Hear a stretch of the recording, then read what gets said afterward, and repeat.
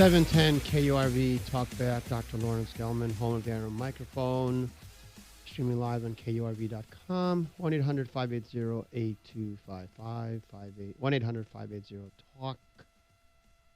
Also, I can be found on my website, talkbackonline.com, where you're going to hear and see things you're not going to hear and see anywhere else. Well, I guess we're constrained by events to mention the Boston Marathon terrorist bombings by the Tsarnaev brothers. Apparently, a couple of Chechnyan immigrants that have learned to become welfare losers in the system of public education in the United States. And that is what the United States, if you don't come over that way from some country, then we make you that way. As the Tsarnaev's brother's uncle stated in an interview and asking what he thought about his nephews, he said they're just a pair of losers who couldn't settle in. And that's essentially the whole story. It's not, of course, you always find an excuse as to why you're a failure. Oh, you're a failure because you're a Muslim, so therefore you do jihad. Or you're a failure because you happen to have a color black skin or brown skin. However, it doesn't hold if you have Asian skin color. That doesn't seem to affect their ability to have success. But if you're a loser on welfare and a failure, then it can't be up to you, of course. It must be up to somebody, some other's unfair thing in the system. And so you want to blame somebody else. And so the Tsarnaev brothers are apparently called by their uncle to be as losers, and that's what they are, losers. But well, losers, and that is what this country produces, losers. We have a government that basically benefits the parasites and attacks the producers. If you don't believe that, just look at Chuck Schumer and Barack Obama. So, and we can throw in Michelle Obama and Hillary Clinton as well. State-supported losers for which the rest of us have to pay. Two people, unfortunately, very unfortunately for those who were killed. Probably there's less crime in Boston today than other days because there's so much police presence. In the meantime, in Chicago, they've had their 100th murder of the year and 440th gunshot injury in the homeland of Barack Obama and Rahm Emanuel. Not much about that. This last weekend, there were 4 murders in Chicago, exceeding the number of deaths in Boston by 1. Nothing in the papers about that. Every weekend in Chicago, they average about 4 murders. Last year, they had over 500 murders in the city of Chicago, 2,600 gunshot injuries. Apart from that, you don't hear much about that in the land of gun control. Don't you get sick of the media after a while? Doesn't you just want to? I mean, I don't watch anything anymore. I don't watch Fox News, CNN, or anything else. There's nothing there to see or hear, certainly nothing to lose. The system of public education has basically created millions upon millions of government-dependent drones that stay tuned to government program and then just do a bunch of bobbleheads doing what the government wants you to do. The country was built on independence, individual independence, liberty, and freedom, and we don't see that anywhere today. We have a bunch of clamoring dodo birds going to the Wizard of Oz asking, tell us what to do. Tell us what to do today. And we have the man behind the curtain that is perfectly willing to tell us what to do, Barack Obama or George Bush or any other of the scoundrels that work in government, nothing but a bunch of fascist gangsters with their media allies and their system of public education useful dupes. So I think that's all I'm going to say about that. Tsarnaev brothers, that couldn't have been said any better than was said by their uncle, They're just a pair of losers, and that's exactly what they are, a pair of college-educated losers in the system of public education. So, and that is what our system of public education produces, a bunch of losers who want to go on welfare, and that is that. So what is human beings can be made to believe anything, apparently. An animal cannot. An animal, in many ways, is more intelligent than a human being because they have to live by the rules of nature. They cannot pretend to work. They cannot pretend to hunt. There is no welfare outside of taking care of the infant animals in the animal kingdom. You live and die by your abilities to survive in an environment. If an animal cannot make it on its own, then it is left to succumb to the environment. But not in our society. Oh, no. In our society, what we do is we make sure that the parasites are benefited. And that shouldn't be a surprise, because if there's a parasite in this country, it is the government. And so the government and politicians identify with other parasites. And that is why, and now there are more parasites, I think, in this country than producers. And that's the situation that we're in right now. But human beings can be made to believe anything. The government tells you the world is flat, you believe the world is flat and behave as if it is. You ever wonder why no politician ever invented the airplane, or ever invented a vaccine, or ever invented anything? Because they live in a false world which they deem as real. If you don't believe that, just look at Congress or look at our court system, where in a court, the judge and jury decides whether the world is round or flat. And in a court, if the jury decides the world is flat, then for all practical purposes, the world is treated as flat. And that is our society today. The more individuals that go through the system of public education, the less educated they are. The abysmal level of ignorance of the average American student cannot be quantified. They know nothing and are completely unaware of their absolute ignorance. And that doesn't bother them is the thing that seems to be most perplexing. Why is there no desire on the part of the average student in the public system to know anything? Unless it's where Lady Gaga's next concert is, or what Kim Kardashian is up to. They have no interest whatsoever in learning about anything. When children are naturally inquisitive, babies are naturally inquisitive. What does our system of education do to eliminate that natural inquisitiveness of the human mind? Is it that our system of education makes it appear that learning is boring? Is that what they do to make? Well, if everything we learn in the system of public education is meaningless and useless, a bunch of irrelevant facts without any in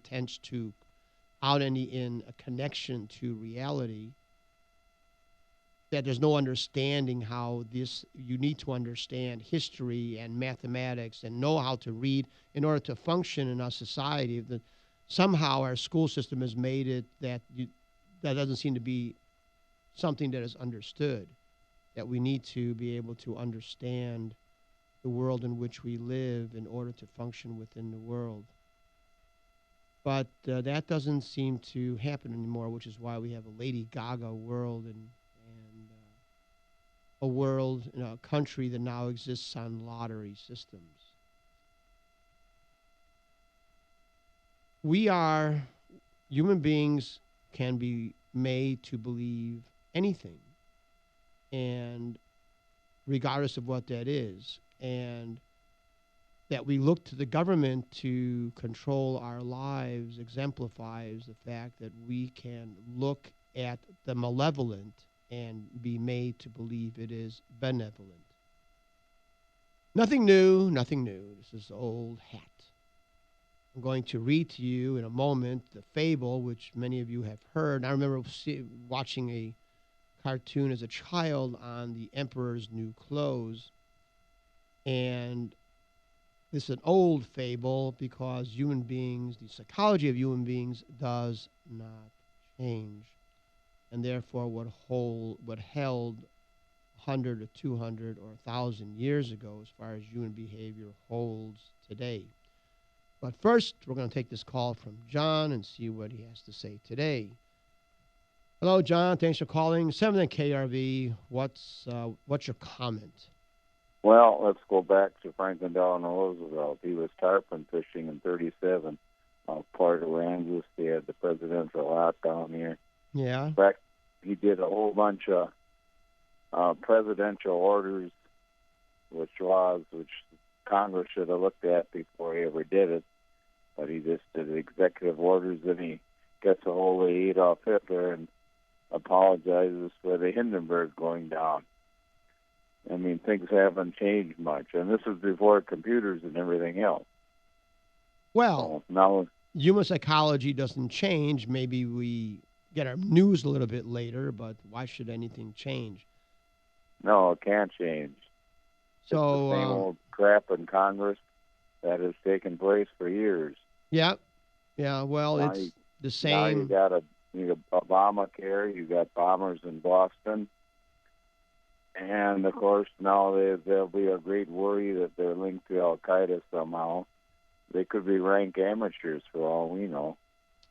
Well, although I think that I'm sure that imagine they did it on their own. I think it doesn't seem to have been something all that well thought out. They would have claimed that they did it. Well, John, don't you find it interesting that the World Trade Center bombers flew out of Boston and that now you have these terrorists also in Boston? And you have these pompous airheads like John Kerry and Ted Kennedy, blathering about this and that. But I think that shows you the level of practicality when it comes to our congressmen and senators. They talk a lot, but they're basically inept and incompetent. And no one has brought, where is the security that we are spending billions of dollars of years to do something, to promote? I mean, how could they not have found those bombs? They must have been in plain sight. Where could they have been? I mean, they had to be just on the surface, maybe in a bag and I understand that these high density public events, that they do bomb sweeps, they have bomb sniffing dogs, they have detectors and all that, and they can't find something that's just lying on top of the asphalt, because that's where they must have been, lying on top of the asphalt. That's where it was. So, and then also right there, wasn't it right near the finish line? Right. And they couldn't find it? I mean, does that make you feel secure? No, of course not. There's something wrong here. Yeah, because the people because the people doing it are a bunch of federal unionized employees who couldn't care less, or a bunch of incompetents. And that's what you have. And look, if they can't find a primitive bomb sitting at the finish line of the Boston Marathon in plain view, well, then, I don't put much credibility in anything. If they can't find that, I don't think these terrorists have much to worry about from us. So. No. Well, look at Timothy McVeigh when he blew up that Oklahoma thing. Let's go back to Waco. The explosion that was there, that one that West Texas blew up, and then you had David Koresh down here, and Janet Reno came down here and blew that complex up. Well, Janet Reno should have been executed for that. She murdered, 50 children?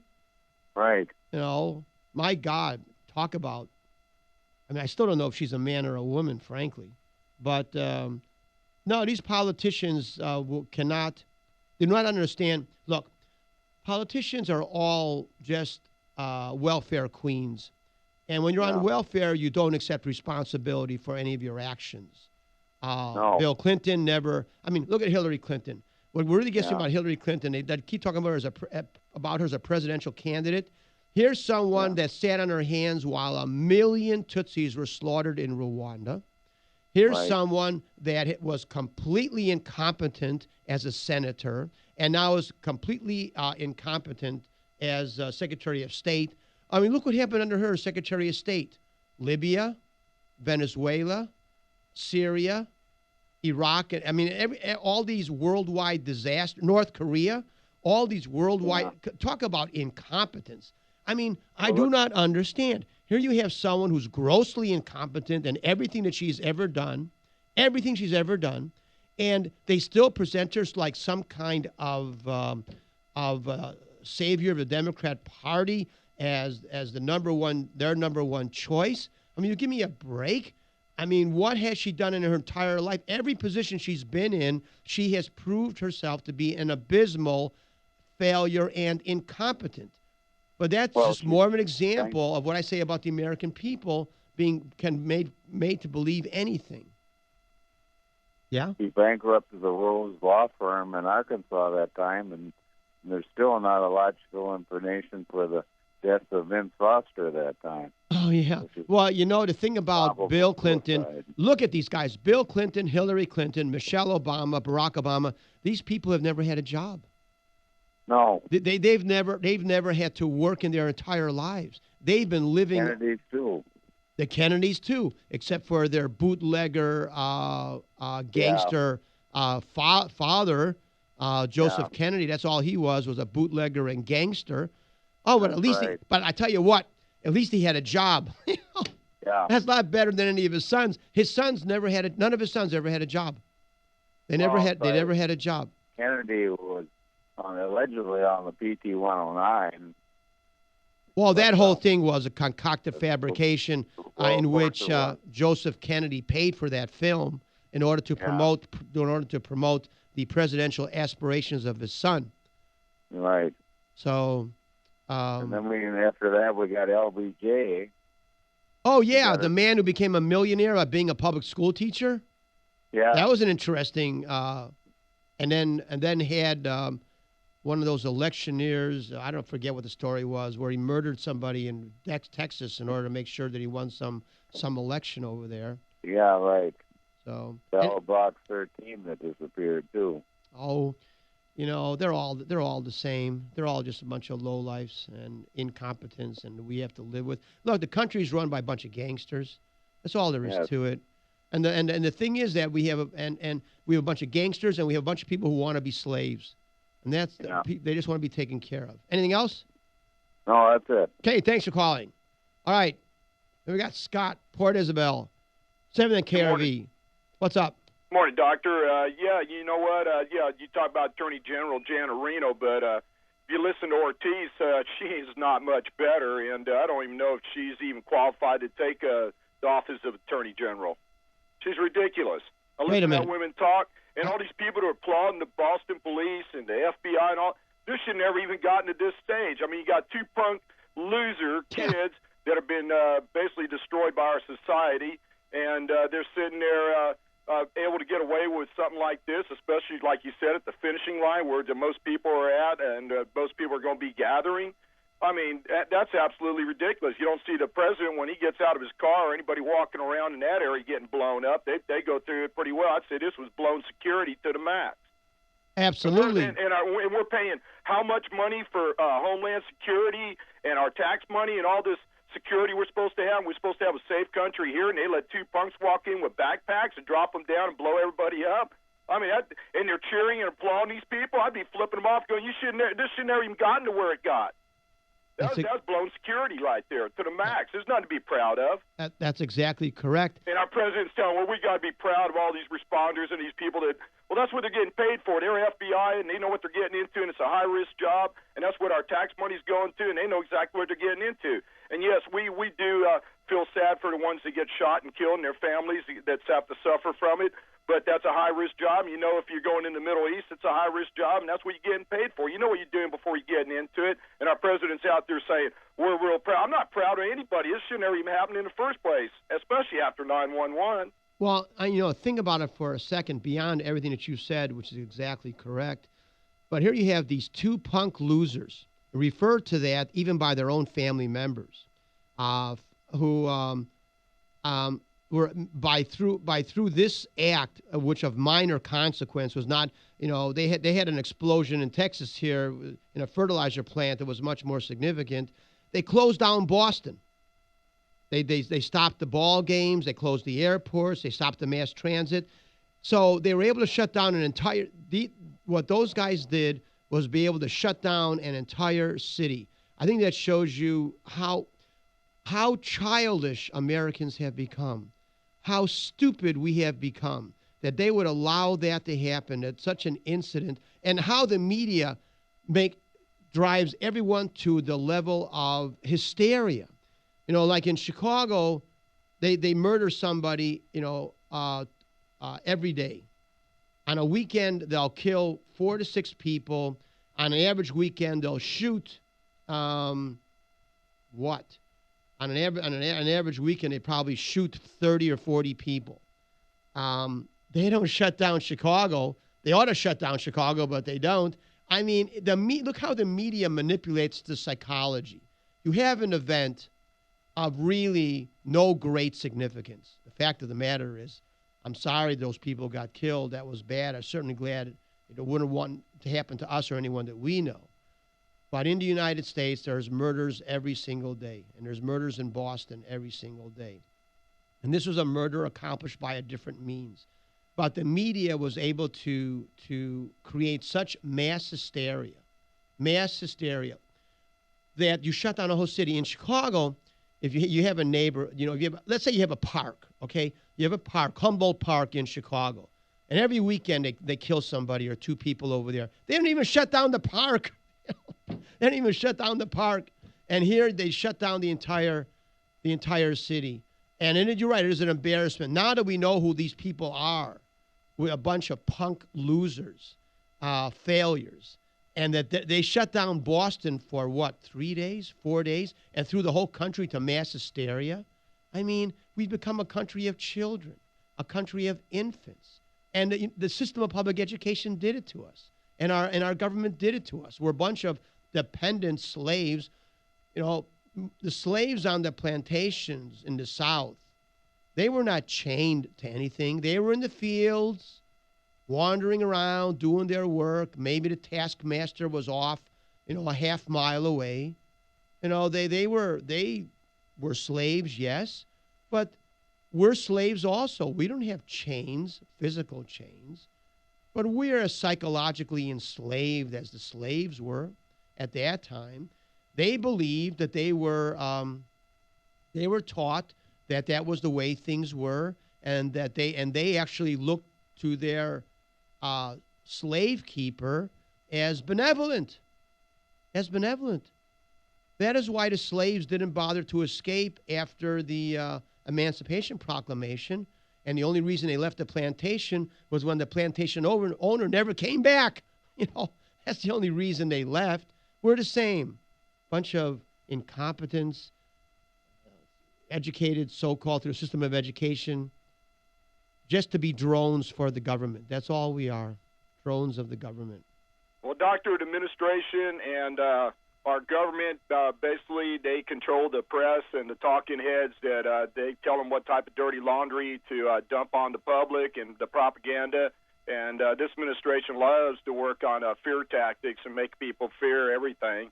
And it's starting to seem like it's right. It goes all the way to the school system. The school system is run by the government right. to tell the people how to be a talking head, and they grow up. They're in fear when they're growing up. Well,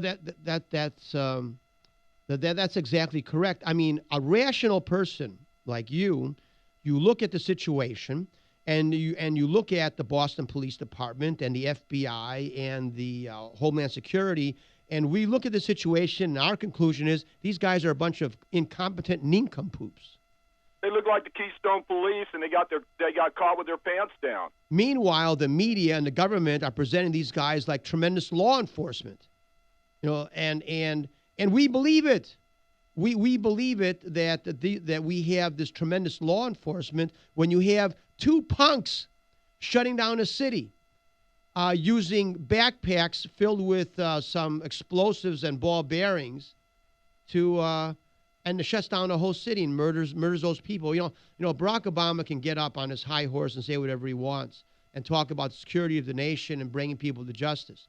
But the fact of the matter is, for those 3 Americans who were killed, murdered, and for all those Americans that had limbs amputated, it's a little bit too late for them, I think. And so so you can talk all he wants and put these media dunderheads out there, whether it's a Whoopi Goldberg or a Walter Cronkite or a Tom Brokaw or a Katie Couric, these airhead talking heads, bobbleheads. But anyone who looks at the situation would have to be concerned because of 2 losers like those 2 Russian. You know, these are not Navy SEALs we're talking about. You know, these are loser water boys. Look, if they're able to do that, boy, anyone who knows what they're doing, then we are really in trouble. Anything else? Yeah, they're 2 guys that are basically real lucky that they didn't blow themselves up just moving the bomb. Exactly correct. They're that ignorant. They're that ignorant, and they obviously didn't have that good of an escape plan. And I guess it never occurred to them that maybe there were these closed circuit cameras that were scanning over there. I guess it never occurred to them. I thought everybody in this country knows that every time you go out of your house and you go out for a half a day, you're at least photographed 2 or 3 times for sure. Well, yeah, when you're at a stoplight, you know, they got those cameras up there. We're being camera. And, you know, sometimes I wonder if the television's looking back at you, you know, all these new internet devices. I always wonder what that thing is doing. It's on even when you're not on it, you know, and they can control it from anywhere. Yeah, walk into Walmart. They know everything you're doing from the time you pull your car into the parking lot. Oh, yeah. But you go into the bank, you go into the library, some private homes. I know some homes that have video as soon as you walk in, they video the whole time you're in there. But it's still amazing to me that when they break into your car and take your cell phone, how they never get a shot of that. You know, yeah. They're always watching everything else. But somehow when your car, I had a friend of mine, his car was in the Walgreens. He was in Walgreens for 30 minutes. He came out with a broken window. This is in the middle of the day.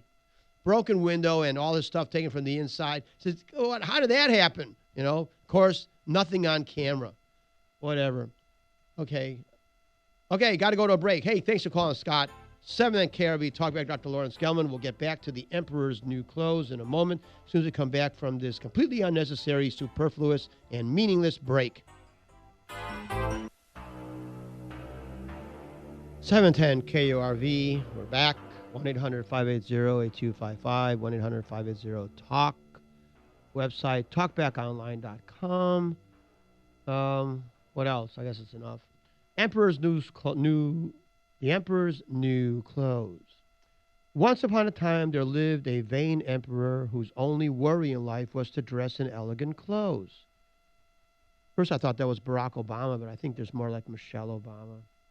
Anyway, he changed clothes almost every hour and loved to show them off to his people. Word of the emperor's refined habits spread over his kingdom and beyond. 2 scoundrels who had heard of the emperor's vanity decided to take advantage of it. They introduced themselves at the gates of the palace with a scheme in mind. We are 2 very good tailors, and after many years of research, we have invented an extraordinary method to weave a cloth so light and fine that it looks invisible, they said. As a matter of fact, it is invisible to anyone who is too stupid and incompetent to appreciate its quality. The chief of the guards heard the scoundrel's strange story and sent for the court chamberlain. Chamberlain, that's Joe Biden. The chamberlain notified the prime minister, who ran to the emperor and disclosed the incredible news. The emperor's curiosity got the better of him, and he decided to see the 2 scoundrels. Besides being invisible, Your Highness, this cloth will be woven in colors and patterns created especially for you. The emperor gave the 2 men a bag of gold coins in exchange for their promise to begin working on the fabric immediately.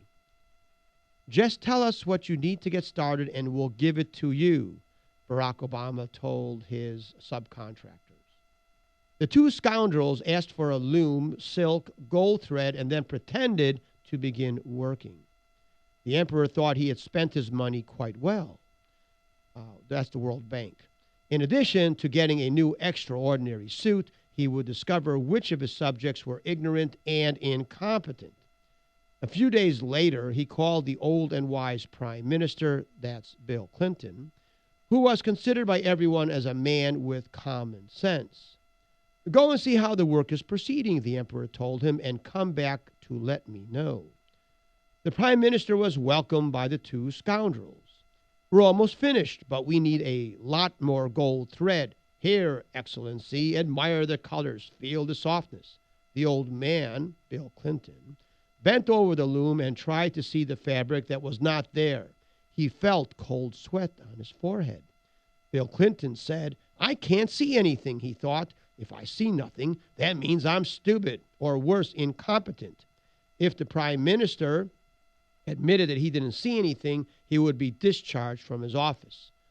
What a marvelous fabric, Bill Clinton said. I'll certainly tell Barack Obama, the emperor. The two scoundrels rubbed their hands together gleefully. They had almost made it. More thread was requested to finish the work. Finally, the Emperor Barack received the announcement that the two tailors had come to take all the measurements needed to sew his new suit. Come in, the emperor ordered. Even as they bowed, the two scoundrels pretended to be holding a large roll of fabric. Here it is, Your Highness, the result of our labor, the scoundrels said. We have worked night and day, but at last the most beautiful fabric in the world is ready for you. Look at the colors and feel how fine it is. Of course, the Emperor, Barack Obama, did not see any colors and could not feel any cloth between his hands. He panicked and felt like fainting. But luckily, the throne was right behind him, and he sat down. But when he realized that no one could know that he did not see the fabric, he felt better.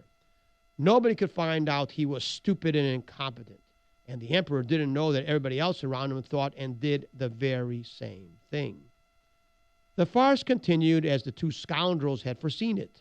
Once they had taken the measurements, and I think the two scoundrels are, let me see. I guess there's so many scoundrels around. Anyway, once they had taken the measurements, the two began, I guess one of them would be Al Sharpton and Jesse Jackson. The two scoundrels, Al Sharpton and Jesse Jackson, had foreseen it. Once they had taken the measurements, the two began cutting the air with scissors while sewing with their needles and invisible cloth. Your Highness, you'll have to take off your clothes to try on your new ones. The two scoundrels, Jesse Jackson and Al Sharpton, draped the new clothes on him and then held up a mirror. The emperor was embarrassed, but since none of his bystanders were, he felt relieved. Yes, this is a beautiful suit and it looks very good on me, Barack Obama said, trying to look comfortable. You've done a fine job. Your Majesty, Bill Clinton said, we have a request for you. The people have found out about this extraordinary fabric, and they are anxious to see you in your new suit. Barack Obama was doubtful showing himself naked to the people, but he was assured by Michelle Obama that he looked just regal. He abandoned his fears. After all, no one would know about it except the ignorant and the incompetent. So therefore, he was not going to present himself before the Congress or the Senate. All right, he said, I will grant the people this privilege. He summoned his carriage, and the ceremonial parade was formed. A group of dignitaries walked at the very front of the procession and anxiously scrutinized the faces of the people in the street. All the people had gathered in the main square, pushing and shoving to get a better look. I guess they must have thought it was Kim Kardashian. An applause welcomed the regal procession.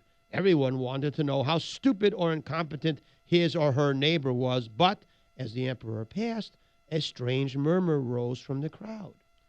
Everyone said at the Democratic National Convention, look at the emperor's new clothes. They are beautiful. What a marvelous train. That was Chuck Schumer said that. And the colors of that beautiful fabric. I have never seen anything like that in my life. That was Tom Brokaw and Walter Cronkite and Katie Couric in unison. They all tried to conceal their disappointment in not being able to see the clothes, and since nobody was willing to admit his own stupidity and incompetence, they all behaved as the two scoundrels had predicted. That's Al Sharpton and Jesse Jackson. A child, however, who had no important job and could only see things as his eyes showed them to be, went up to the carriage. "The emperor is naked," Dr. Gelman said. "Fool," his father reprimanded, running after him. "Don't talk nonsense." He grabbed his child and took him away. But the boy's remark, which had been heard by the bystanders, was repeated over and over again until everyone cried, "The boy is right. The emperor is naked. It's true." At which point Barack Obama called out the TSA, the FBI, the CIA, and the Homeland Security in order to get the people under control. Fortunately, all the guns had been confiscated from the people, so there was little for the scoundrels to worry about. The emperor realized that the people were right, but could not admit to that. Barack Obama thought it better to continue the procession under the illusion that anyone who couldn't see his clothes was either stupid or incompetent and would not go along with that the Muslim Brotherhood is a benevolent organization. And the Emperor, Barack Obama, and Michelle Obama at his side stood stiffly on the carriage while behind him a page that is Joe Biden held his imaginary mantle. And that is a story that holds true to this very day. We are surrounded by scoundrels, and we are managed by incompetence, such as Barack Obama, Bill Clinton, and let us not forget George Bush, who had to save the free market by abandoning its principles. What should we talk about a little bit? I just want to mention the fact that the stained glass exhibit remains at the IMAS Museum. It is not promoted by the leadership of that museum. You should not be surprised. Most in the art field of art do not know anything about art but are just simply useful dupes and fellow travelers. And if you don't believe that, go look at Mark Rothko's art. The Emperor's New Clothes. Those of you interested can go online and look up Mark Rothko, and you'll be amazed and frightened to realize that his paintings go for tens of millions of dollars. So that is so everyone who looks at a Mark Rothko painting and oohs and ahs at the brilliance of it, those are the incompetence and the stupidity and the stupid people that are referred to in the Emperor's New Clothes fable. True greatness is usually not recognized in its time. I'll go out on a limb here and say most modern art is garbage, and that the greatest art that has ever been created was in 19th century European paintings. If you don't believe that, then you should go take a look at 19th century European paintings and then tell me that that isn't fantastic art, and then compare that to a Pollock or a Mark Rothko or any of these other so-called artists, and you tell me which you think is art and which you think is drop cloth for a painter.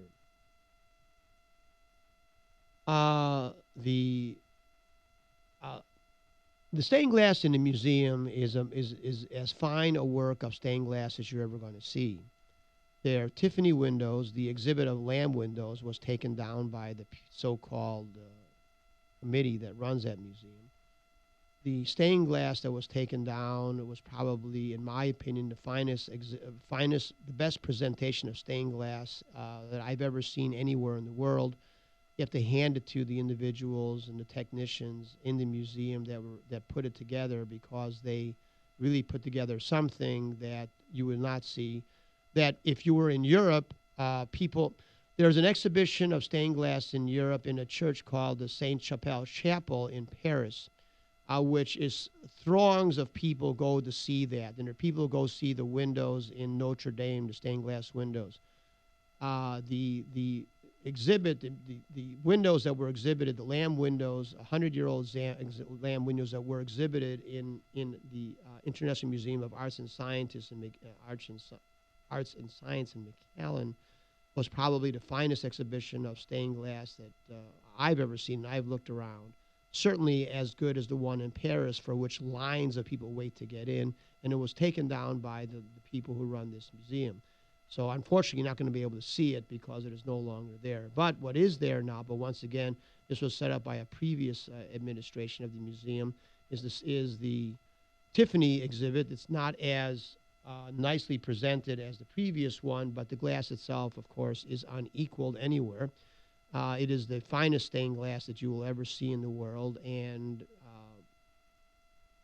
I'm going to give you a little bit of lesson in it. The Tiffany or American stained glass, unlike the European style of stained glass that you'll see in most European churches, the color that you're seeing is in the glass itself. In the European style of stained glass, you have you have pigments that are specially created pigments that are painted onto the glass behaving as a canvas.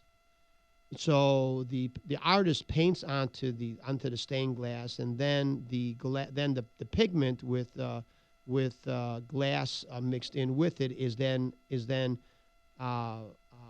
fused in a kiln onto the glass itself, and which attaches it to the glass. So in the European style of stained glass making, if you take a pane of stained glass window and you break it in half, break off a piece, and you look at it the long ways. If you look at it from the side, what you'll see is a very thin veneer of surface covering, which is the paint, and everything else is just clear glass.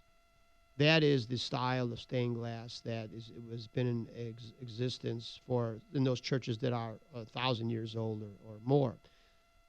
The American style of stained glass is called opalescent glass. It is a different way of producing stained glass. In that, the glass itself, when it's molten, is mixed with pigments or things which become a color once it's heated, and that is the color that is taken up by the glass itself. So if you break a piece of glass in American stained glass, the opalescent stained glass created by Lafarge and Tiffany, if you break that glass, and other makers as well, if you break that glass, you will see, and you look at it the sideways, you'll see that the color goes all the way through. And so they were not able to do that method successfully with hands, feet, or faces. So if you look at the American style, Tiffany Lafarge style of stained glass, you will notice that the way the glass is colored is different for the leaves in a tree or the bark in a tree or the robes that people are wearing, that way of coloring the glass is different than the hands, feet, and faces, which are essentially the old style of painted glass on the surface of the glass, which was the only way that they could represent faces, hands, and feet accurately enough to be presentable.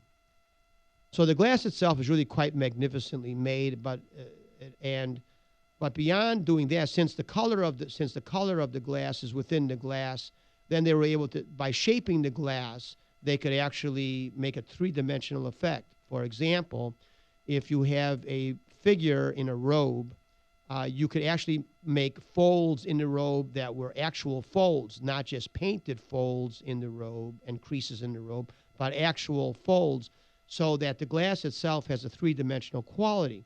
If you put your hand across European-style stained glass, the glass is smooth on the surface. If American-style stained glass, you will notice that it's not smooth, that there's folds and wrinkles and other aspects to it. So that was one of the techniques used in the creation of American stained glass, which was a leap forward in the way the stained glass windows were created. Aside from that, being artists, as Tiffany Lafarge and others were, they were artists. They were always experimenting with new ways of presenting the glass. Now, besides the glass having folds in it and having colors in it and variations of colors in it, they did another thing which is called layering. Now, you couldn't do that in the old style of stained glass because it'd be like painting over a painting. So that doesn't work.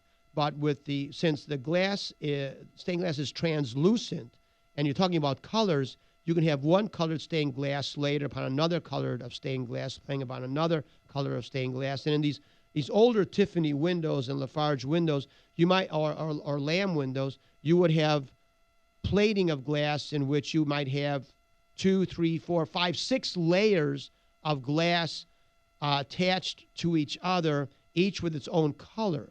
Now you have to think what kind of how brilliant these artists must have been that made the really good stained glass, because you have to understand as the light comes through the glass,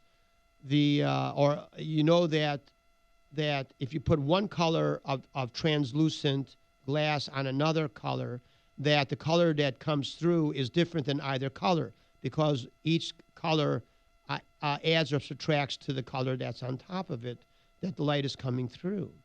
And so if you have an idea of what you want the final product to look like, and it's to me is amazing that they're able to know what that color is going to be when light is coming through 4 or 5 layers of glass, all with a different color, what the final color is going to look like.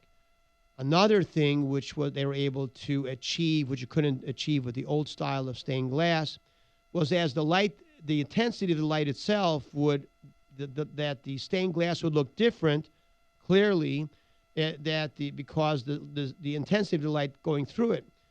Remember, these windows were made to be in churches, and so as the daylight changed in intensity from morning to evening, the colors that came through the windows would actually start looking different in its aspect as the intensity of the light changed throughout the day.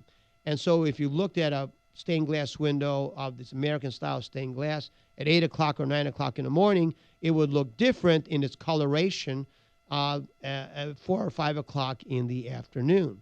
And that was part of the brilliance and innovation of the American stained glass innovators. And so the exhibition that's at the museum is as good as you're going to see. There are other windows in the United States. There aren't that many of these kinds of windows around, frankly. I mean, there are a few churches which are left, which still have them, which are worth seeing as much as any museum is worth seeing, to see these works of art, which are greatly underappreciated, except by those who actually see it. But in exhibitions, private exhibitions in the United States, I'm only aware of 2 other places in the entire United States where there are exhibits of stained glass of more than a single piece or 2. Many museums will have a single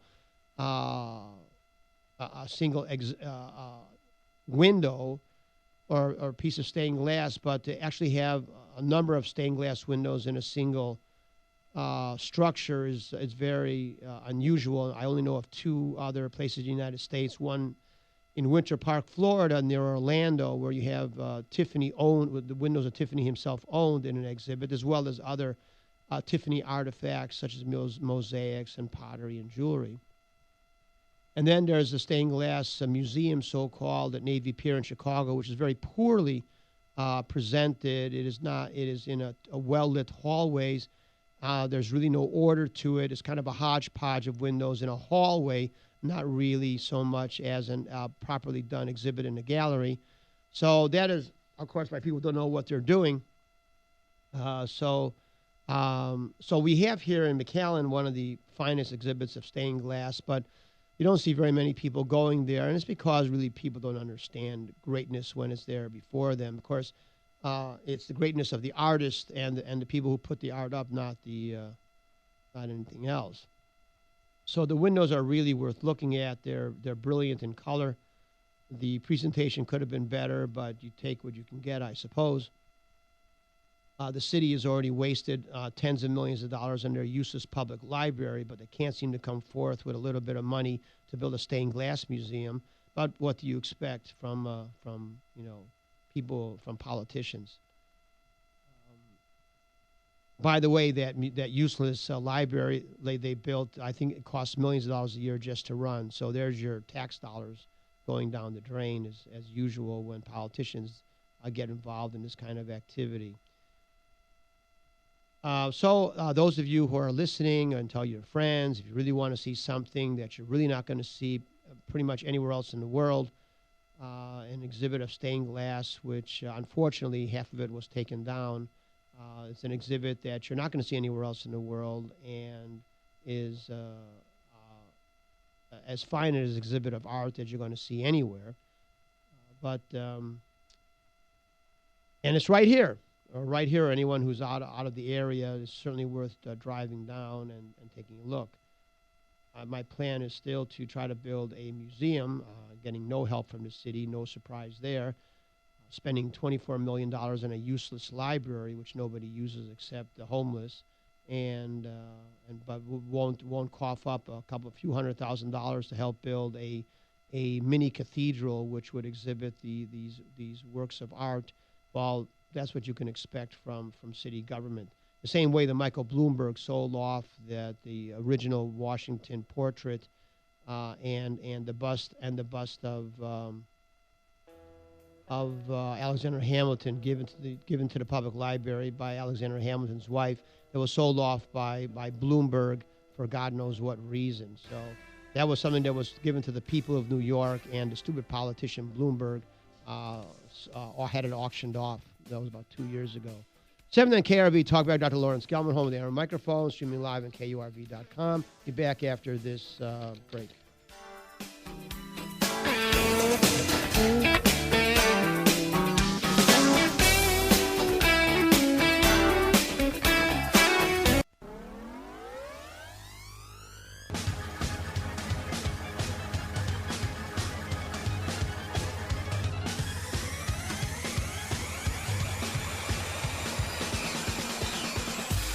(710) KRV Talkback, Dr. Lawrence Gelman, home of the Iron Microphone, 1-800-580-8255, 1-800-580-TALK, streaming live on KURV.com. My website is talkbackonline.com.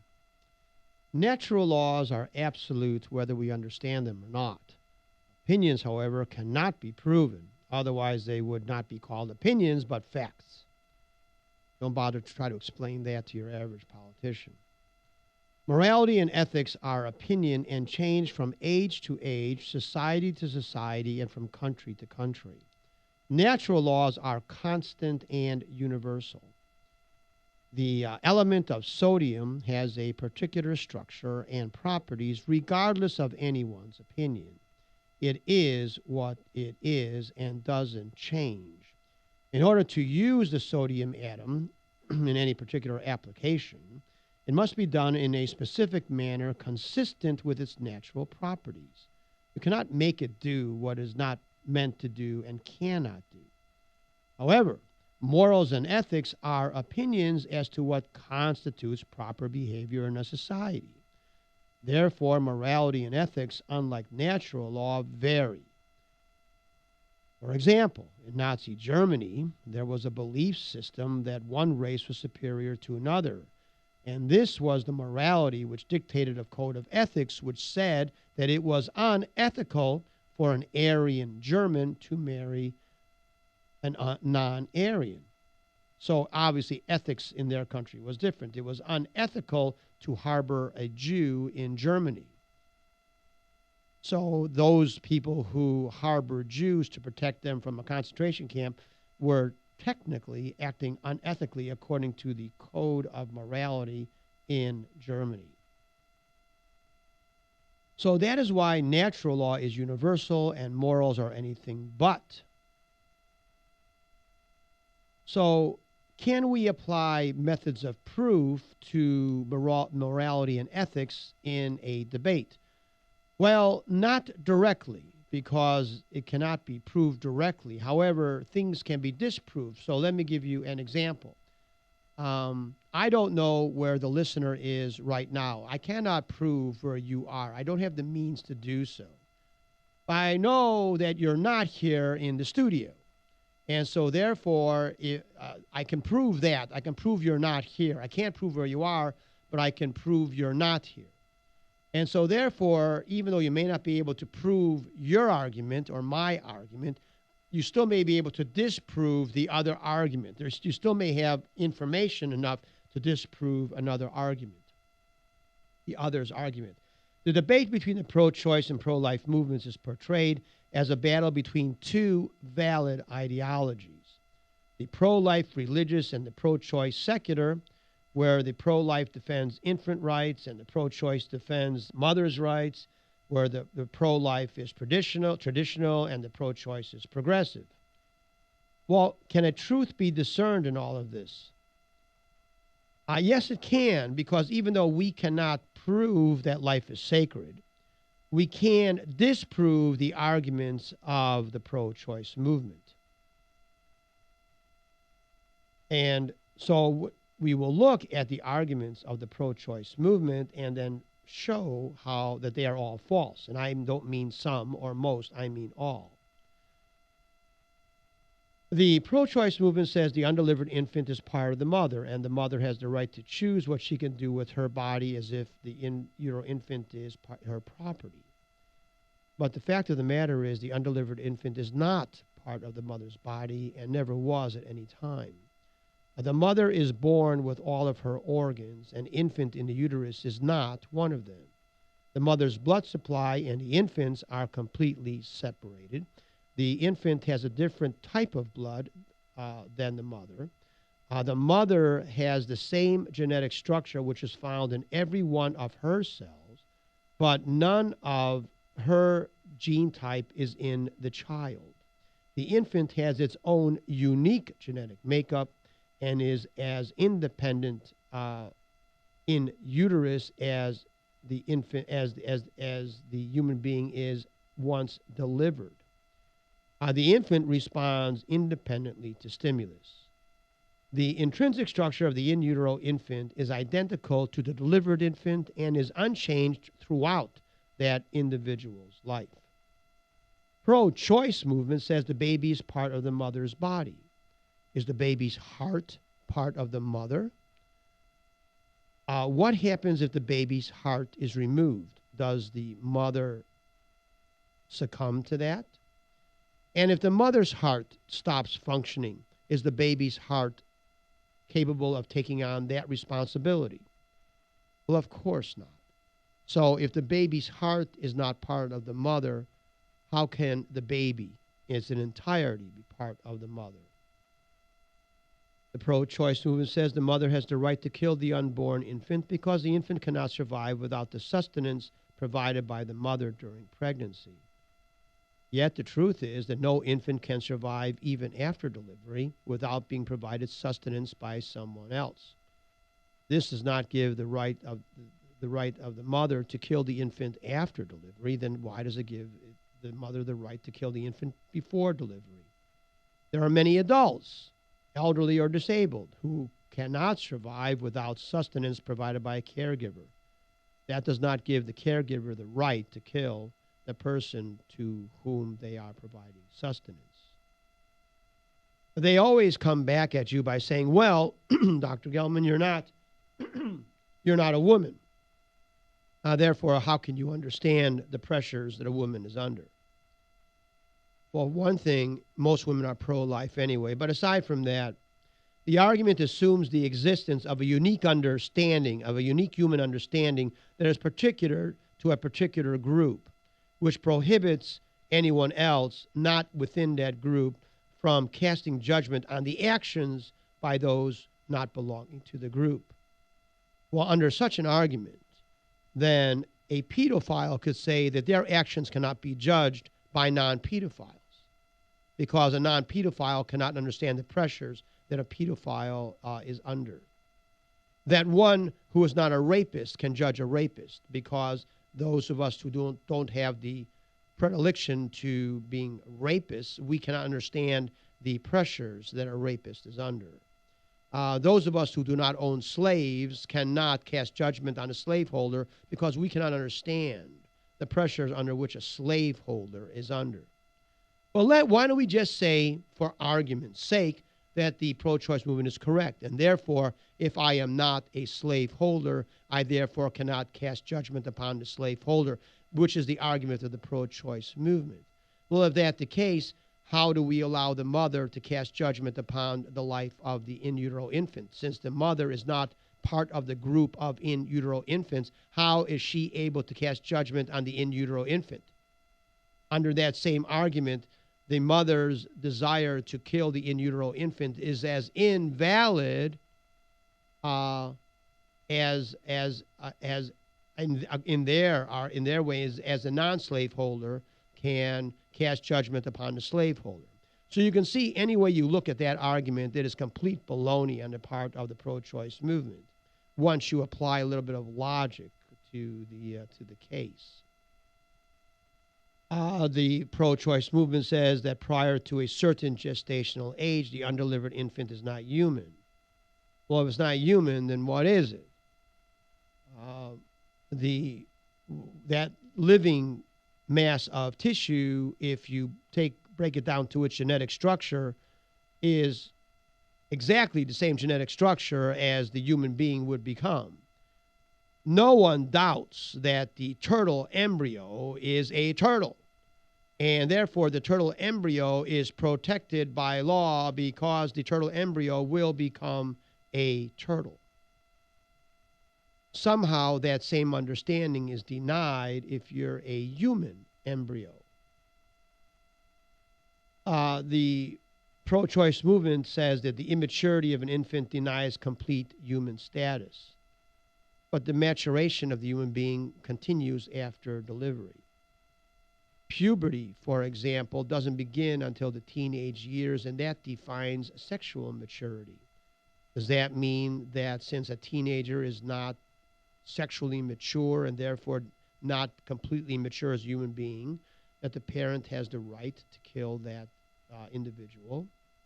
The pro-choice movement says that the in utero infant cannot feel pain, and therefore there is no crime in killing the in utero infant. Are there not individuals who are paralyzed who cannot feel pain? Does that mean they can be killed wantonly? The pro-choice movement says that the infant is insentient and not conscious and can therefore be killed. But are there not individuals who are in a coma that are kept on life support because of when the possibility exists that they may come out of the coma and become normal again and sentient? We cannot discontinue their life, their life support, if we know they're going to become conscious at a certain time.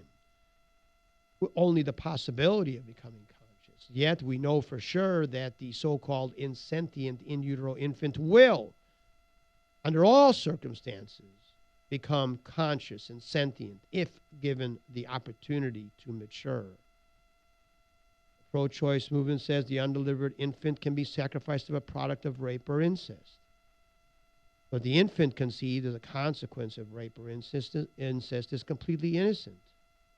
Yet, we are willing to kill the in utero infant, but we will not execute the perpetrator of a crime such as a rapist or someone that commits incest. We refuse to execute the rapist or the perpetrator of the crime, but have no problem in executing the completely innocent party, the in utero infant. The pro-choice movement says that we must be allowed to kill the in utero infant because the pregnancy is a constant reminder of the traumatic event that rape or incest was. Does not getting pregnant alleviate that trauma? Does delivering the baby, or does aborting the baby then eliminate the trauma, that the psychological trauma that the woman suffered, or does it alleviate that by terminating the pregnancy? The mother forgets, no longer has recollection of the trauma once the pregnancy is terminated? I don't think so. They say that the infant must be killed because the mother hates the infant because of the circumstances under which the infant was created. Does help? Does someone's texting me here? Where was I? Does hating somebody, if I hate someone, does that give me the right to kill somebody else? I don't think so.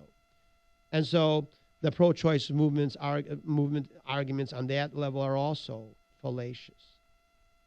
The pro-choice movement says that abortion is a women's rights issue. More than half the infants killed are girls.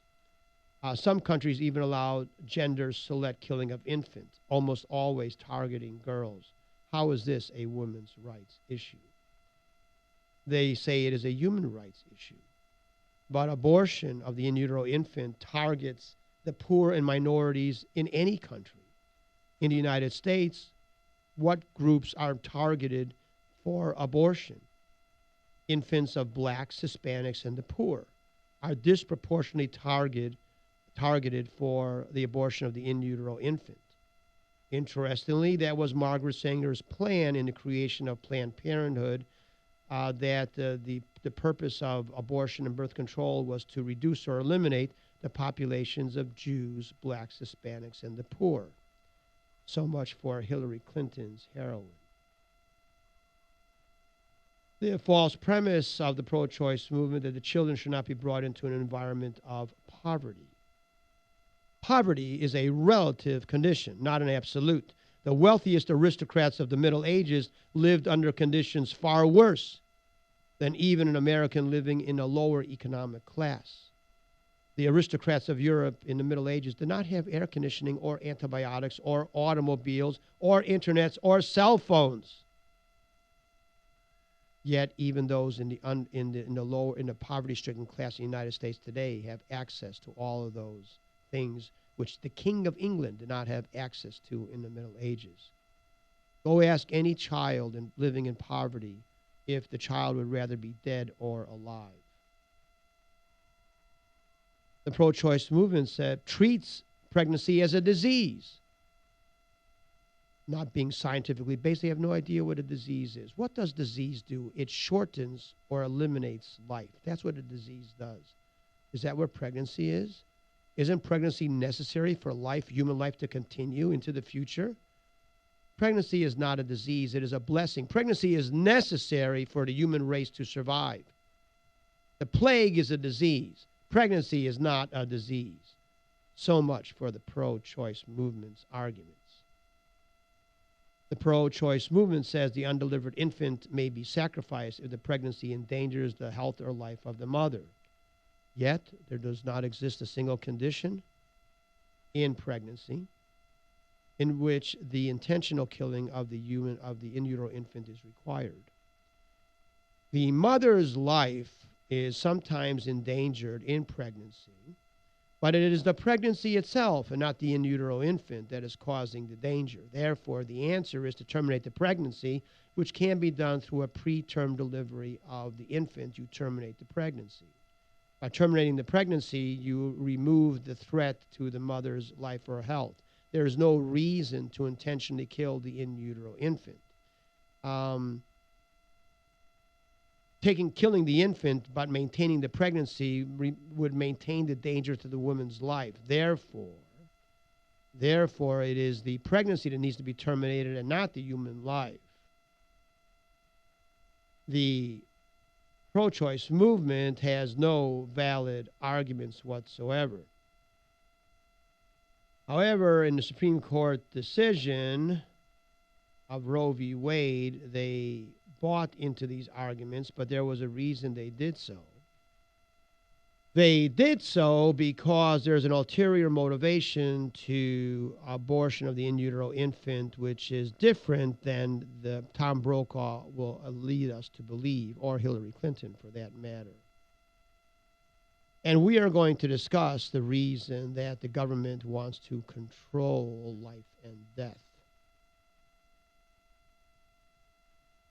We have to go back a little bit to the Engel versus Vital decision of 1962, which banned school prayer based on the supposedly constitutionally required separation of church and state. But is there such a requirement? The First Amendment says Congress shall make no law respecting an establishment of religion or prohibiting the free exercise thereof, or abridging the freedom of speech or of the press or the right of the people peaceably to assemble and to petition the government for a redress of grievances. There is nothing that says a separation of church and state. But where did that come from? In 1801, the Danbury Baptist Congregation of Connecticut wrote a letter to then sitting president, newly elected Thomas Jefferson, stating, "And such has been our laws and usages, and such still are so, that religion is considered as the first object of legislation, and therefore what religious privileges we enjoy as a minor part of the state, we enjoy as favors granted and not as inalienable rights. And these favors we receive at the expense of such degrading acknowledgments as are inconsistent with the rights of free men." Thomas Jefferson, in his reply, said, "I contemplate with sovereign reverence that act of the whole American people, which declared that their legislature would make no laws respecting an establishment of a religion," quoting from the Constitution, Bill of Rights, "or prohibiting the free exercise thereof, thus building a wall of separation between church and state."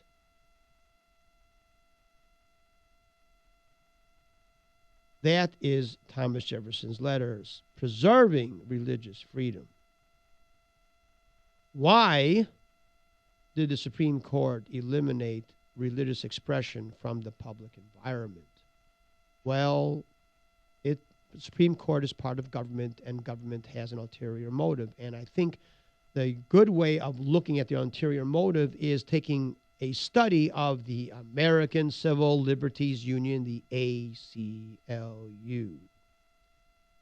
The American Civil Liberties Union was created in the 1920s by Roger Nash Baldwin and William Z. Foster. Who were they? Communists. Roger Nash Baldwin and William Foster were members of the Communist Party. In fact, William Foster was the president of the American Communist Party. The ACLU was, which of course were funded by the Soviet Union. The ACLU was founded and funded by communists and the Soviet Union. The communist system is based on government controlling all aspects of life and being the supreme unquestioned authority. There is no free speech in any communist country. Therefore, the question arises is, why would an organization founded and funded by communists promote free speech? Well, it's because the purpose of the ACLU is not to promote free speech, but to promote big government. If one looks at the First Amendment and we go back, we notice that free speech is not actually the first right delineated in the First Amendment. The first right delineated is the right of religious expression. And don't you find it peculiar that the ACLU spends most of its time eliminating the right of religious expression from the public sphere? Why doesn't the ACLU defend all of the First Amendment or all of the Bill of Rights? Why does it selectively look at the freedom of speech exclusively? And then why does it use that freedom of speech hammer to beat up on the right of religious expression? Why doesn't the ACLU defend all of the Bill of Rights, including the right to life, the right to your life, which cannot be taken without due process, including the rights of property, including the right to keep and bear arms? Interestingly, the ACLU is opposed to all of those rights. What is going on here? The government functions on an amoral basis. Today, the German is our enemy. Tomorrow, he is our friend. Today, the Russian is our enemy. Tomorrow, he is your friend. Today, this is legal. You can take cocaine. Tomorrow it is illegal. You cannot. The government functions amorally and for its own benefit. It only functions to keep itself in power. It has no intrinsic moral structure. Therefore, it is important that the government function with an amoral structure and an amoral society. What is religion if not morality? If anything defines religion, it is morality. There is a right and wrong. There is a good and evil. There is a true and false. Under such restrictions, the government cannot function because the government has to say today something is true, which yesterday it said was false. And today has to say something is false, which yesterday the government said was true. And the only way to work that way is if there is no morality. And when you have an institution functioning in a nation which says there is morality, that constrains government from doing what it needs to do. Religion is a source of authority which defies government. The religion defines morality different than government. Religion, it fights for the hearts, minds, and souls of the individuals just as government does. In effect, religion and government are competitors in a country. That is why religion is banned in communist countries, because it competes with government. In a communist country, the government wants the people to believe that the ultimate authority and power is the government, that there is nothing superior to the government. Religion, of course, teaches that there is something superior to the government. Give to Caesar what is Caesar's, give to God what is God's. Therefore, the religion says there is something superior to government, and government cannot tolerate that. Stalin cannot tolerate that. Barack Obama cannot tolerate that. Therefore, religion has to be eliminated from the public environment. Why? Because there can only be one God in a society, and government wants to be that one God.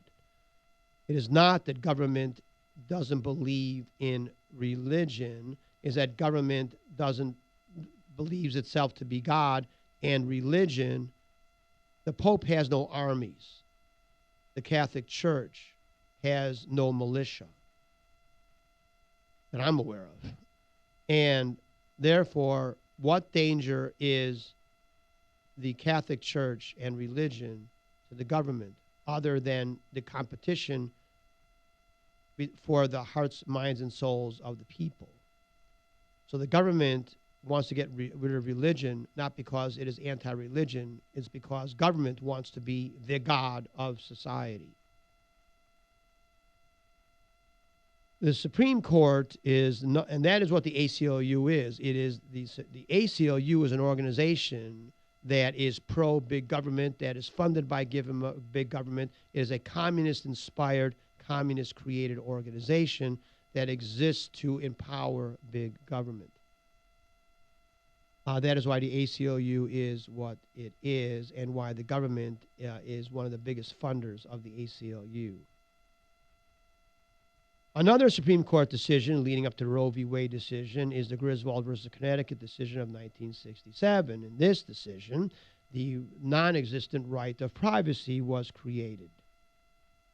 William O. Douglas, philanderer, cheat, and liar, wrote the decision. He said, a modern interpretation of the Bill of Rights imparts an extension of those rights from penumbras formed by emanations of those guarantees, which gives them life and substance. What William O. Douglas, liar, cheat, was saying is that that existing rights cast a shadow created by the emanations of those rights, which create new rights interpretive within the Constitution, not explicit, but which can be extrapolated from existing rights. However, there is definitely no right to privacy found in the Constitution, because the right of privacy in the Constitution is directly addressed. And we will discuss that when we come back from this break. 7 on KRV, TalkBack, Dr. Lawrence Gelman, home. Return after this commercial break. Home of the Iron Microphone. Okay.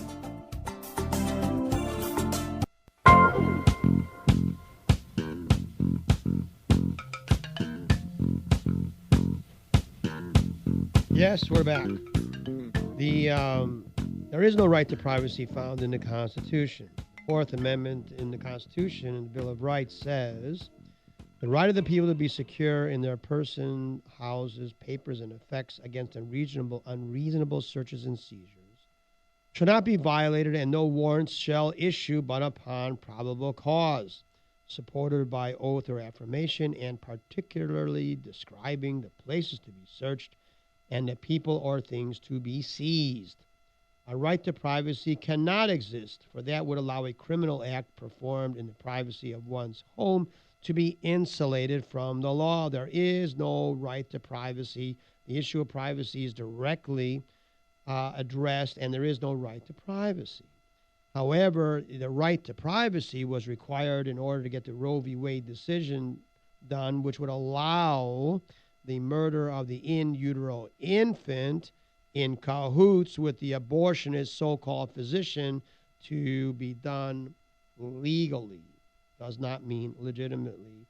And now we have the Roe v. Wade decision of 1972. In the Roe v. Wade decision, we can get a sense of what they're up to from the very beginning, in which the Supreme Court justices say the Constitution is made for people of fundamentally differing views, and the accident of our finding certain opinions natural and familiar or novel and even shocking ought not to conclude our judgment upon the question whether statutes embodying them conflict with the Constitution of the United States. What kind of gibberish and nonsense is that? If the Constitution was not for a fundamentally particular point of view, why have a Constitution?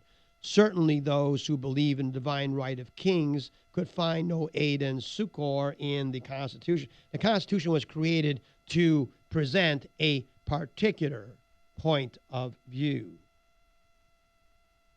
The Roe v. Wade decision refers to ancient mythology and uses that as legitimate. For example, the Supreme Court decision says the Aristotelian theory of immediate animation, in which the soul is incorporated at some unknown time after conception, that held sway throughout the Middle Ages and the Renaissance in Europe. Who buys into the Aristotelian theory of immediate animation? The point is that it was believed at one time you were not a human being until the incorporation of the soul, and until that time you could be killed because you were not a human being. The Supreme Court said the view of life beginning at conception has substantial problems. For a precise definition of this view are posed, however, by new embryological data that purport to indicate that conception is a process over time rather than an event. Now, obviously, anyone out there knows that this is gibberish. We all know that conception is not a process but an event. We all understand that, but this shows you to what extremes the government will go to in order to promote its particularly perverted point of view. The Supreme Court used outmoded science in its incorporation into the decision. The Supreme Court refers to the process of quickening.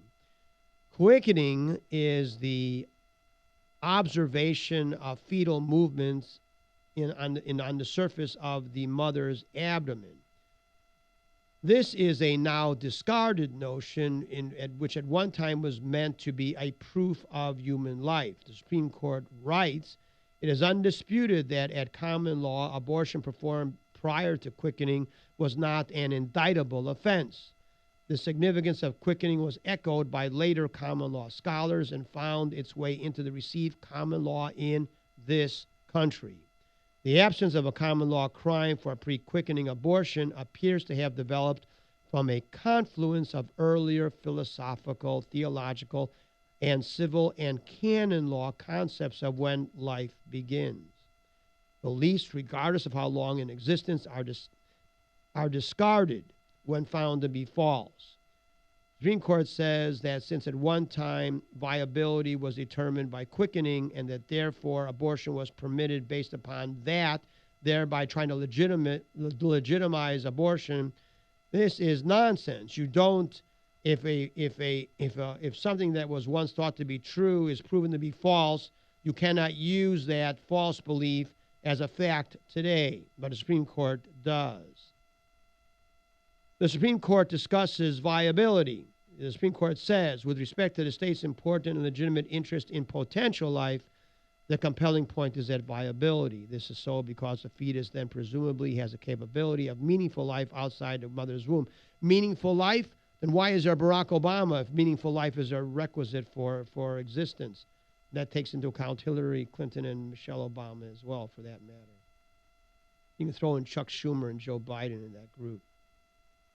But why is the infant non-viable? The infant is perfectly viable if you leave the infant alone. You extract the infant by force, by violence, by trauma, extract the infant from the uterus, the infant is perfectly viable, and you take it out into where it is not viable at the time, and saying the fact that it is not viable in an unnatural environment means that the infant can be killed. Where it is viable, I am not viable underwater without assistance. Does that mean if I'm extracted from my atmospheric environment and cast into the water, that the very fact that I am not viable in the water means I can be killed in my normal environment? That's what the Supreme Court is saying. How legitimate is that? Got a phone call here. Jack calling from McAllen, 7 KRV. Thanks for calling, Jack. What's your comment? The Constitution was put together, was designed, was written for the people and the states to control the federal government. And since then, the federal government has usurped the power of the people and usurped the power of the state government and co-opted the state government and placed themselves, starting with the Supreme Court, people in the Supreme Court declaring that they were the highest authority because they're called supreme. That wasn't really the intention in the beginning. I'm wondering how much effect are constitutionists, such as yourself and myself and others around the country, how much effect are they having on the state government to kind of like try to do something about the out-of-control federal government? I'm not sure I understand what you're asking. What do you mean? Well, I guess what I'm asking is this: if we keep bitching and moaning about the federal government, but not going to the state government and saying, okay, look, it's up to the state governments. We need to increase the power of the state government in order for them to essentially, in effect, undermine the federal government to put the federal government back into its place. Are we doing that? Are we going into the state governments and saying, look, you need to assert your state sovereignty more often? You ever watch The Sopranos? Yes. What happens to one of the capos that goes against Tony Soprano? Well, he's assassinated. That's right. See, the problem we have, Jack, I understand what you're saying now. The problem is that we really don't have a separation of federal and state governments. You know that if you talk with a state governor, for example, that they toe the party line. In other words, Rick Perry is more a Republican than a Texan, okay? And Ruben Hinojosa is more a Democrat than a Texan. And so it no longer matters if you belong to the state or the federal government. It used to be that the states were, what would you call that, very jealous of their power. But now the states no longer exist. If you watch the news, let's say there's a senator, a federal senator, don't they always refer to the senator primarily as a party person more than the state is almost irrelevant, isn't it? This is Democrat Senator Chuck Schumer. Many people most people know he's a Democrat more than that he comes from New York. The same thing with John Cornyn. Why are they brought forward? If you have John Cornyn or Chuck Schumer or somebody brought in the media. They're brought forth in the media not because they are senators from a state, but that they are federal senators. If they talk with a governor, let's say a governor of Virginia, they're talking to that governor as a representative of the Republican Party or the Democrat Party. And so the reason what you're saying won't work, even though it's the way the Constitution is supposed to function, is that we no longer have the separation of federal and state governments. That it is now the party system is what the separation is, and the states have become completely irrelevant. Now, your word usurp is exactly correct. The Supreme Court has usurped the authority of the Constitution from the owners of the Constitution, which is primarily the people. And the Supreme Court has taken upon itself the power to interpret what the Constitution is. Now, Jack, that is like you on your job determining what your own salary would be. So you can imagine if you were given the authority, to determine your own salary, I'm sure it would be somewhat different than what your boss intended. And the Supreme Court taking a decision, I mean, it's really kind of sick and funny at the same time. The Supreme Court made a decision which said we're in charge, and who says so? We do. Okay, fine. Now you might ask, why did the Congress and the President, the executive branch, go along? Well, that's very simple.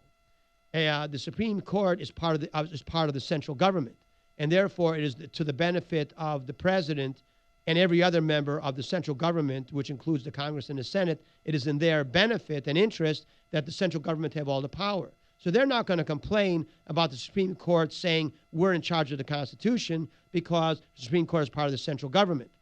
Now, in the states, as I've said, you no longer have, in other words, the state legislature and the governor used to be jealous of the power of the state. Now they are nothing but components of the Democrat and the Republican Party. And that is why the system of checks and balances has been destroyed. And so that is why the people are without power, because our representatives they belong to the party and not to the Constitution or to the people. And so you and I as citizens, we cannot turn to our local congressman, our state congressman and senator or governor to help us fight the federal government, because our local senator and congressman and governor are members of the same party that sits in Washington, D.C. So Rick Perry is much more allied with the Republicans in Washington, D.C. than with the people of Texas. And the only reason that Rick Perry or a Republican governor may be opposed to Washington, D.C. and the central government is not because they're opposed to the theory of central government versus states, but they are opposed to that the regime in Washington is now controlled by the Democrats. When the regime in Washington was controlled by the Republicans under George Bush, Rick Perry had no problem. They no problem. And so we need to understand that when a state confronts the central government, it is not because of a confrontation between state and federal government, but of a confrontation between one party and another. You mentioned Marbury versus Madison at one time, and I've read that. I think I should go back and read that again. Well, I think you got it. I mean, when you said the Supreme Court usurped the authority of the Constitution, that's exactly what the Marbury versus Madison decision is all about. In that decision, Chief Justice John Marshall basically said that the power of interpretation, he went back to the Judiciary Act of 1789, in which the Judiciary Act gave the Supreme Court the power to force an action on another branch of government, a bill of, what do they call that? Bill of mandamus or something, I can't remember offhand, in which the Supreme Court was allowed to require a member of another branch of government to do an act, which of course is not constitutional. But the Judiciary Act of 1789 was legislation. It's not part of the Constitution.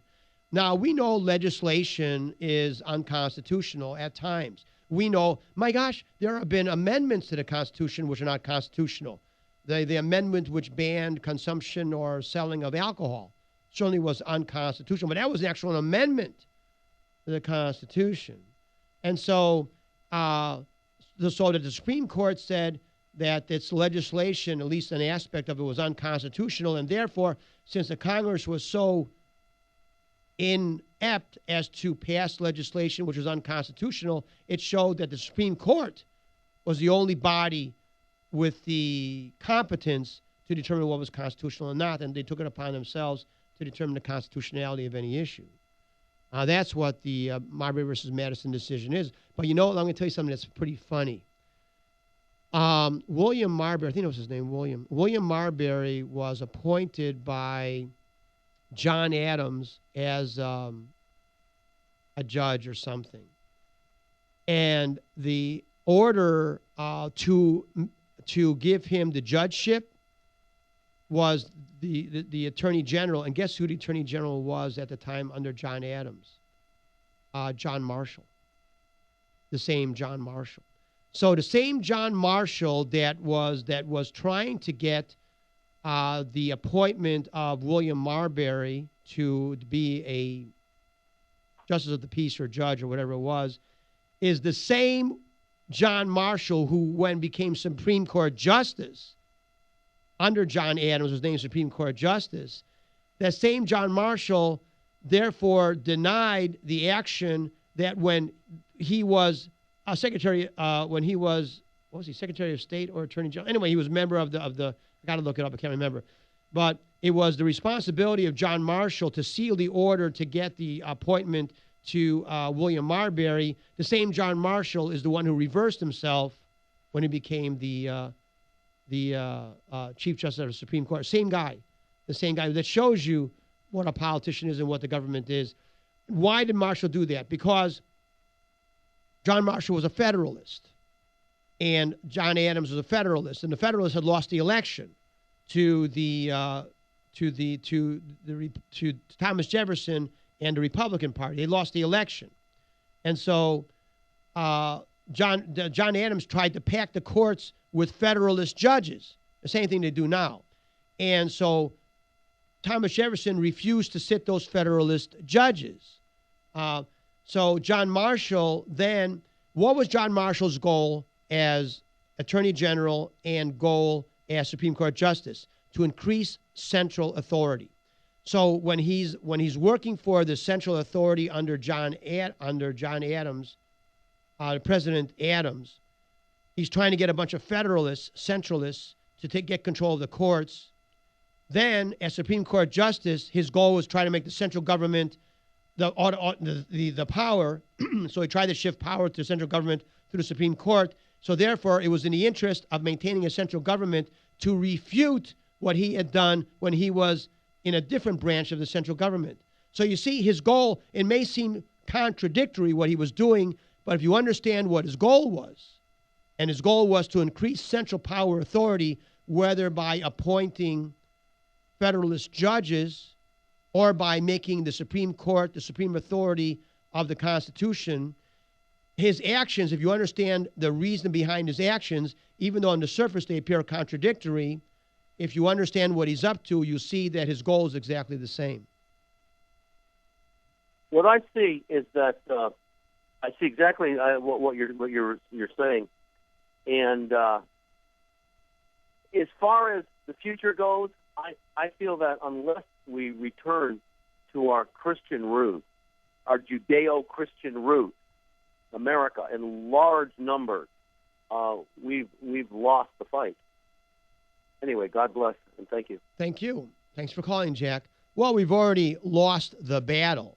Whether we have lost the war is yet to be seen. The government views itself as omnipotent and omnipresent and omniscient. And if you don't believe that, just listen to Barack Obama. This is someone who cannot coach a high school football team but thinks he can run the country. But that's not the worst of it. The worst of it is that most people in the United States believe that to be true. Nothing in the Constitution of the United States gives the president any authority whatsoever or any say-so whatsoever in the economy. And yet, now the president is creating a budget. Where in the Constitution does it say the president creates the budget? The budget is created through the House of Representatives. That's what the Constitution says, not the President of the United States. Yet, in every news conference, They asked the president, what are you going to do about the economy? And it really doesn't matter if it's George Bush or Barack Obama or Bill Clinton. They all say the same thing. That shows the ignorance of the founding ideology of the country that is so pervasive in the United States today. The fact that Barack Obama thinks that he's emperor is not a big a problem as that people think that he is emperor. That is a much bigger problem. Barack Obama is of a mediocre intelligence.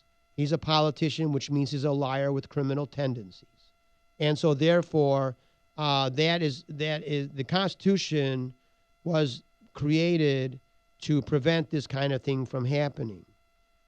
That is why John Marshall and the Supreme Court took over control of the Constitution, because the Constitution gave power to the people, and politicians hate power in the hands of the people. Power is an equation.